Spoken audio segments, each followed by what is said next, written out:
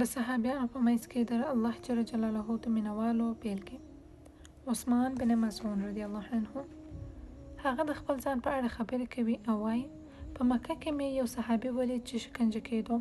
ما به چې دغه شکنجه کېدونکي صحابیان ولیدل په دې خبره پوهېدم چې په هر ځل شکنجه هغوی یو قدم الله جل جلاله ته نږدې کېږي او الله جل جلاله هم له هغوی سره نږدې کېږي. په دې وخت کې زه د ولید بن مغیره له ملاتړ څخه برخمن وم، نو ځکه خو ماته هیچا هم ضرر نشوی رسولی. خو کله چې مې دغه شکنجه کېدونکي صحابیان ولیدل نو له ځانه سره مې وویل دغه صحابیان چې هره ورځ ځورول کېږي هغوی په حقیقت کې هره ورځ خدای ته نږدې کېږي او ثوابونه ګټي، نو زه ولې د هغوی په شان نشم. له همدې امله ولید بن مغیره ته ورغلم او ورته ومې ویل ای ولیده نور له ما نه ملاتړ مه کوه. هغه راته وویل ولې بچو له ما نه دې ښه ملاتړ کوونکی پیدا کړی دی. په ځواب کې مې ورته وویل هو. هغه رانه وپوښتل څوک دی؟ ما ورته وویل نور له ما سره د الله جل جلاله ملاتړ دی. عثمان د ولید بن مغیره د ملاتړ د ردولو وروسته د قریشو منځ ته ورغی. هغوی د شعر په یوه مجلس کې سره ناست وو او د لبید په نوم شاعر داسې خبرې کولې: تاسو په دې وپوهیږئ چې له خدای پرته نور هر څه باطل دي. د عربو عادت و چې د شاعر خبرې به یې نه غوسولې، خو عثمان غوښتل چې ځان له هغوی سره ښکیل کړي. له همدې امله یې د شاعر خبرې غوسه کړې او ویې ویل تا رښتیا وویل. خو لبید هغه ته ځواب ورنکړ او خپله خبره یې پسې وغځولې او ټول نعمتونه له شک پرته له منځه تلونکي دي. عثمان بیا وویل دروغ دې وویل، د جنت نعمتونه خو هیڅکله هم له منځه نه ځي بلکې تلپاتې نعمتونه دي. په همدې وخت کې لبید وویل ای قریشو له څه وخت راهیسې ستاسو په مجلسونو کې د شاعرانو سپکاوی کېږي؟ چا وویل ای لبیده په هغه پسې مه ګرځه، له هغه سره د ولید بن مغیره ملاتړ دی. عثمان بن مظعون رضی الله عنه وویل نه داسې نه ده، ما د هغه ملاتړ رد کړ. په همدې وخت کې قریش پاڅېده، هغه یې دومره وواهه چې له بدن نه یې وینې روانې شوې. ولید بن مغیره چې له لرې را روان و له ځانه سره یې خندل او ویې ویل ای زویه د یوه ځواکمن سړي ملاتړ در سره و. عثمان بن مظعون رضی الله عنه وویل د الله جل جلاله ملاتړ ډېر په زړه پورې دی او زما روغه سترګه د هغه څه په تمه ده چې په بله سترګه مې راغلی دی. رسول الله صلی الله علیه وسلم چې راغی نو خپل مبارک لاس یې د عثمان بن مظعون رضی الله عنه په سترګو کېښود او کله یې چې دعا ورته وکړه نو سترګه یې سمدلاسه ښه شوه.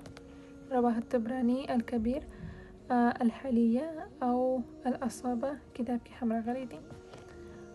عبدالله بن جحش رضی الله عنه د احد له غزوې مخکې په ټولو صحابیانو دغه دعاګانې کولې چې الله پاک دې هغوی پر قریشو برلاسي او بریالي کړي.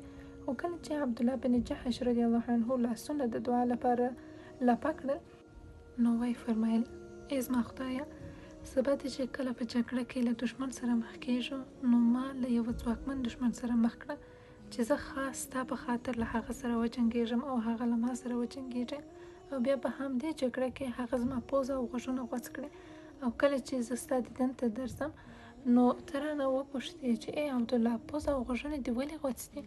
زه به درته ووایم دا ستا او ستا د رسول الله صلی الله علیه وسلم په خاطر او ته راته ووایې تا رښتیا وویل. رواه حاکم او بیهقي. ابو دحداح رضی الله عنه ابو دحداح په مدینه منوره کې یو لوی باغ درلود چې د خرما 600 ونې پکې ولاړې وې. کله چې د رسول الله صلی الله علیه وسلم په وړاندې ناست و نو یوازې دغه آیت په اورېدو سره پاڅېد: من ذا الذي يقرض الله قرضا حسنا فيضاعفه له أضعافا كثيرة والله يقبض ويبسط وإليه ترجعون. ژباړه: له تاسو نه څوک دی چې الله جل جلاله ته قرض حسنه ورکړي چې الله د هغه پور څو چنده زیات بیرته ورکړي، کمول هم د هغه په لاس کې دي او زیاتول هم، او د هماغه لوري ته ستاسو ورګرځېدل دي. سورة البقره آیه نمبر 245. هغه وویل ای د الله رسوله الله پاک له موږ نه د نیکۍ پور غواړي؟ هغه وفرمایل نعم یا ابا دحداح، یعنی هو کې ای ابو دحداح. هغه په ځواب کې وویل ای د الله جل جلاله رسوله خپل لاس دې را اوږد کړه. رسول الله صلی الله علیه وسلم لاس ور اوږد کړ او ابو دحداح خپل دواړه لاسونه د رسول الله صلی الله علیه وسلم په لاسونو کې کېښودل او ویل ای د الله جل جلاله رسول، زه خپل باغ الله جل جلاله ته په پور ورکوم. هغه همدا خبره وکړه. بیا پاتې تر څو له باغ نه خپل ورکوټي ماشوم او میرمن راوباسي. میرمن یې له خپل ماشوم سره په بڼ کې و. د ماشوم په لاس کې خرماوې وې او هغه یوه خوړله. ابو دحداح له بیرون په چیغو وهلو پیل وکړ. ای د دحداح مورې، له خپل ماشوم سره له بڼ څخه بیرون ته راووځه چې ما خپل باغ الله جل جلاله ته په پور ورکړی دی. د هغه میرمن چې یوه مؤمنه ښځه وه ویل زه دې په خدمت کې یم. ای ابو دحداح، له دې سره یې د ماشوم له خولې نه خرماوې وایستې او ویل کخ کخ، دا د الله جل جلاله دی، دا د الله جل جلاله دی. رواه طبراني په الکبیره کې، د ابو یعلی په خپل مسند کې هم راوړي دي. عبدالله بن حذافه سهمي رضی الله عنه. عبدالله بن حذافه سهمي د رسول الله صلی الله علیه وسلم تر وفات وروسته د حضرت عمر رضی الله عنه په وخت کې رومیانو ونیو. هغه یې د روم پادشاه ته وروست. له هغه سره 20 تنه نور مسلمانان هم نیول شوي وو. د روم پادشاه هغه ته وویل آیا ته د دغه 20 کسانو مشر یې؟ عبدالله بن حذافه ورته وویل هوکې. د روم پادشاه ورته وویل زه تا ته یو وړاندیز لرم، هغه دا چې ته مسیحي شه او زموږ دین ومنه، زه به تا د دغه کار په بدل کې خوشي یعنی آزاد کړم. هغه په جواب کې ورته وویل په خدای قسم که ما ټوټې کړې زه به خپل دین څخه وانه وړم. د روم پادشاه وویل زه به خپله نیمه پادشاهي تا ته درکړم که ته زما دین ومنې. هغه په جواب کې وویل په خدای قسم که خپله او د عربو ټوله پادشاهي راته راکړې نو د یوې ګوتې د سر په اندازه به هم د حضرت محمد صلی الله علیه وسلم له دین څخه سرغړونه ونه کړم، نو زه به تا ووژنم. هر څه دې چې زړه غواړي هماغسې وکړم. په دې توګه یې هغه راونیو، په صلیب یې راځوړند کړ او خپلو غشي ویشتونکیو ته یې وویل د هغه لاسونه وولئ. هغوی هم د عبدالله بن حذافه لاسونه په غشي وویشتل. ورپسې د روم پادشاه ورته وویل ته خپل دین نه پرېږدې او زما دین نه منې؟ عبدالله بن حذافه سر ورته د نه په دود وخوځاوه. دا ځل هغوی ته امر وشو چې په پښو یې په غشي وولي. هغوی دا ځل په پښو وویشت، خو عبدالله بن حذافه لا هم سر ورته د نه په دود خوځاوه او په خپل دین ټینګ ولاړ و. کله چې په غشو ویشتلو سره د عبدالله بن حذافه دریځ بدل نشو، نو د روم پادشاه وویل هغه راښکته کړئ، په یو غټ دیګ کې اوبه او غوړي واچوئ او ورپسې بل یې کړئ او د هغه 2 تنه ملګري د هغه په مخ کې په جوش اوبو کې وغورځوئ. په دې توګه په دیګ پسې اور بل شو او د حذافه 2 تنه مسلمان ملګري د هغه د سترګو په وړاندې په جوش اوبو کې اوبه غورځول شول. د هغوی تر مړه کېدو وروسته د روم پادشاه وویل ته خپل دین پرېږدې او که ته هم په همدې اوبو کې ننباسم. هغه ورته وویل هر څه دې چې زړه غواړي هماغسې وکړه. د روم پادشاه وویل هغه راواخلئ او د جوشو اوبو په دې کې یې واچوئ. نو د پادشاه له حکم سره سم چې کله عبدالله بن حذافه د دیګ څنډې ته ودرول شو نو ویې ژړل. رومیانو چې د هغه ژړا ولیده ویل زیری ای د روم پادشاه. هغه وویرید. د روم پادشاه وویل هغه راولئ. هغه یې چې راوست، پادشاه ورته وویل آیا ته خپل دین پرېږدې او زموږ دین منې؟ عبدالله بن حذافه هماغسې په خپل دریځ ټینګ ولاړ و. سر یې ورته وخوځاوه چې نه، زه ستا دین نه منم او خپل دین نه پرېږدم. په دې وخت کې پادشاه په قهر شو او ویل افسوس دې وي ستا پر حال، نو بیا ولې ژاړې؟ عبدالله بن حذافه ورته وویل د دیګ په څنګ کې چې ودرېدم نو ژړا په دې خبره راغله چې یوازې یو ځان لرم، نو دا هیله مې وکړه چې کاشکې مې د بدن د ویښتانو په اندازه وجودونه لري او یو په بل پسې مې د الله جل جلاله په لاره کې قرباني کړې وای. رواه الاصابه د ابن حجر څخه. وګورئ زموږ او د هغو خلکو ترمنځ څومره واټن یعنی فاصله دی. موږ لا هم په دې فکر کې یو چې آیا د نامحرمه ښځو او نارینه‌و د لیدو پر وخت خپل سترګې ښکته واچوو او که نه. موږ لا هم وایو چې نشو کولی د ګناهونو په وړاندې مقاومت وکړو. موږ لا هم وایو چې موږ نشو کولی ځکه موږ ناتوانه او خوارځواکه یو. حذافه د هغه کلک دریځ او له خدای جل جلاله سره د هغه مینه وګورئ. هغه د دې په خاطر نه ژړل چې مړ به شي، هغه په دې خاطر ژړل چې یوازې یو ځان لري. هغه له ځانه سره دا هیله درلوده چې ډېر ځانونه یې لرلی او یو د بل پسې یې د الله جل جلاله په لاره کې قرباني کړي وای. عروه بن زبیر رضی الله عنه رضی الله عنه د ام المؤمنین حضرت عایشه رضی الله عنها خوریی او د عبد الله بن زبیر رضی الله عنه ورور و. یو ورځ له خپل کوچني ماشوم سره یو ځای د ام المؤمنین حضرت عایشه رضی الله عنها لیدو ته دمشق ته ولاړه. په دمشق کې د هغه زوی له آسونو سره ساتیري کوله چې آسونو تر پښو لاندې کړ او مړ شو. عروه تر 2 ورځو وروسته د پښې په ناروغۍ اخته شو. ډاکټرانو ورته وویل چې د پښې له غوڅولو پرته بله هیڅ لاره نشته. ډاکټر هغه ته وویل چې لږ شراب به درکړو ترڅو د پښې غوڅولو پر وخت له درد نه ډیر په عذاب نشي. هغه وویل زه د خپلې پښې غوڅولو په خاطر هیڅکله هم حرام څیزونه نه کاروم. بیا ورته وویل نو لږ نشهیي توکي به درکړو ترڅو بېخوده شي. هغه بیا رد کړه او ویل زه نه غواړم چې د بدن یوه برخه مې رانه غوڅه شي او هیڅ ثواب دې پرې ونه ګټم. بیا یې ورته وویل نو داسې به وکړو چې یو څو کسان به راولو چې تا ټینګ ونیسي. هغه وویل زه یې خپله راولم.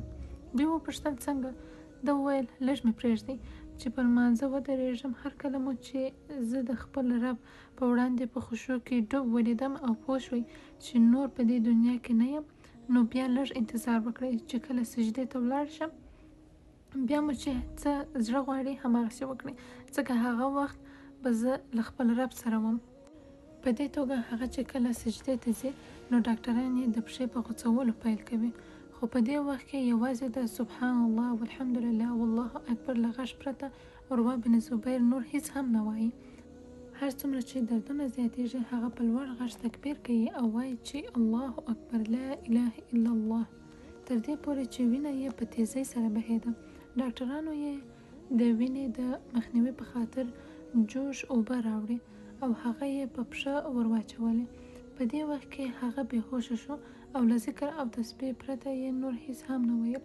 کله چې په هوش راغی ویل زما پښه مو چې غوڅه کړې ده هغه راته راوړئ. هغه چې ورته راوړه عروه بن زبیر وویل ای زما خدایه له تا نه ډېره مننه چې زما د وجود یوه برخه زما له مړینې مخکې جنت ته ولاړه. بیا یې خپلې پښې ته وکتل او ویل ای خدایه ته خو پوهېږې چې زه هیڅکله هم په دې پښه د ګناه په لورې نه یم تللی. او بیا یې زیاته کړه ای زما خدایه ټوله ثنا او صفت تا لرې دي. زما له 4 غړیو څخه دې یو واخیست او 3 دې راته پرېښودل. ټول ثنا او صفت تا لرې دي چې زما یو زوی دې واخیست او شپږ نور دې راته پرېښودل. ای زما خدایه زه له تا نه مننه کوم او ستا شکرانه ادا کوم د هغه څه په اړه چې ماته دې راکړي او د هغه څه په اړه چې له ما دې واخیستل او د هغه څه په اړه چې ماته دې پرېښودل. رواه سیر الاعلام النبلاء او شیب الایمان البیهقي.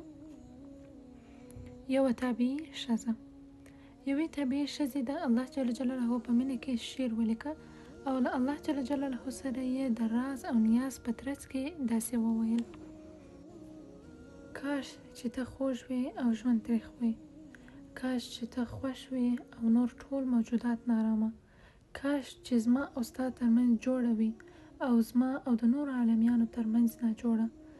کله چې له تا سره دوستي ټینګه وي هر څه اسانه کېږي او هر څه چې د خاورو په مخ وي هغه خاورې دي.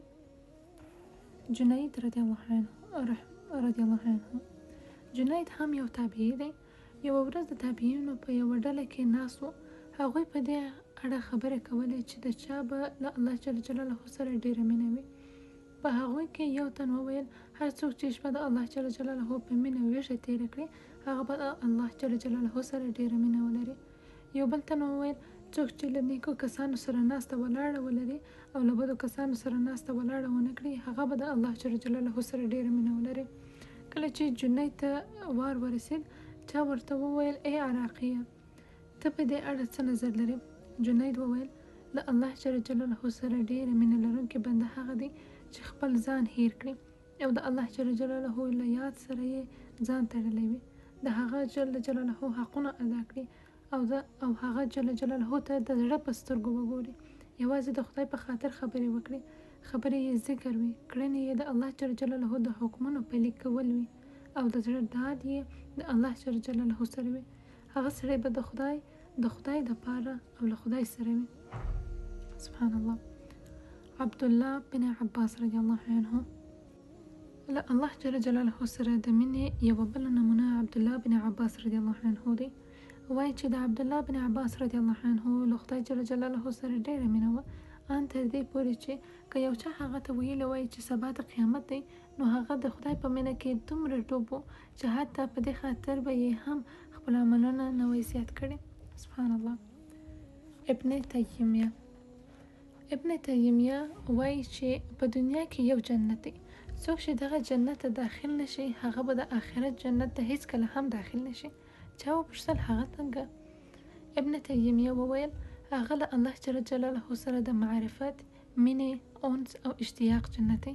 هغه همداراز وایي د دنیا ډېر بېوزله خلک له دنیا څخه ولاړل، خو د دنیا تر ټولو ډېر خواږه یې ونه څکل.